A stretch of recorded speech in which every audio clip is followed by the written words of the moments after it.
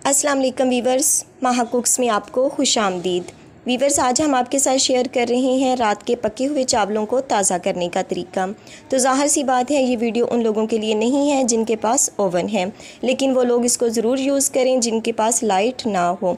तो चलें फटाफट से वीडियो को स्टार्ट करते हैं और बनाते हैं राइस।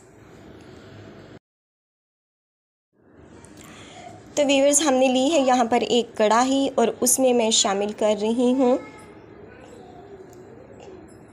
पानी का 1 गिलास। जब पानी अच्छी तरह से बॉयल हो जाए, यानी इसमें अच्छी सी स्टीम बन जाएगी, तो फिर हम इसमें शामिल कर देंगे राइस। तो देखें, पानी बॉयल हो चुका है। अब ये हमने राइस हैं, ये रात के बने हुए राइस हैं, और ये देखें ये गुठलियाँ भी बनी हुई हैं और ये बहुत हद तक ठंडे हैं क्योंकि हमने फ्रीज़र से निकाले हैं। तो अब हम ये इसमें शामिल कर देंगे। तो वीवर्स, यहाँ पर हमने चम्मच को ज़्यादा नहीं हिलाना। ये देखें, मैं हल्का सा इसको चम्मच की मदद से मिक्स करूँगी। यहाँ पर फ्लेम हमने बिल्कुल स्लो कर देना है, यानी ज़ीरो आंच कर देनी है।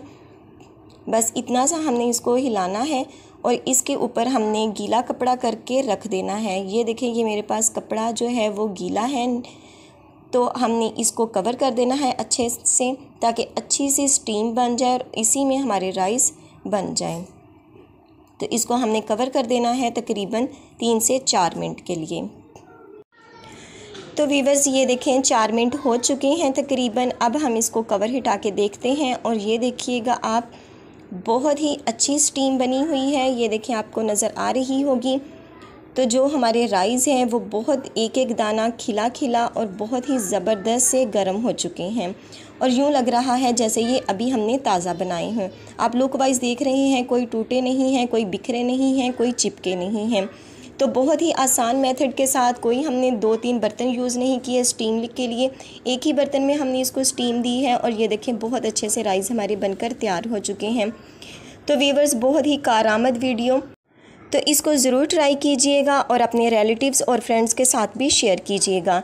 तो वीवर्स, वीडियो अच्छी लगी हो तो वीडियो को लाइक, और चैनल पर नए हों तो सब्सक्राइब करना मत भूलिएगा, और बेल आइकन को ज़रूर प्रेस कीजिएगा ताकि आने वाली हर नई वीडियो का नोटिफिकेशन आपको बर वक्त मिल सके। तो इंशाल्लाह मिलेंगे अपनी आने वाली किसी नेक्स्ट वीडियो के साथ।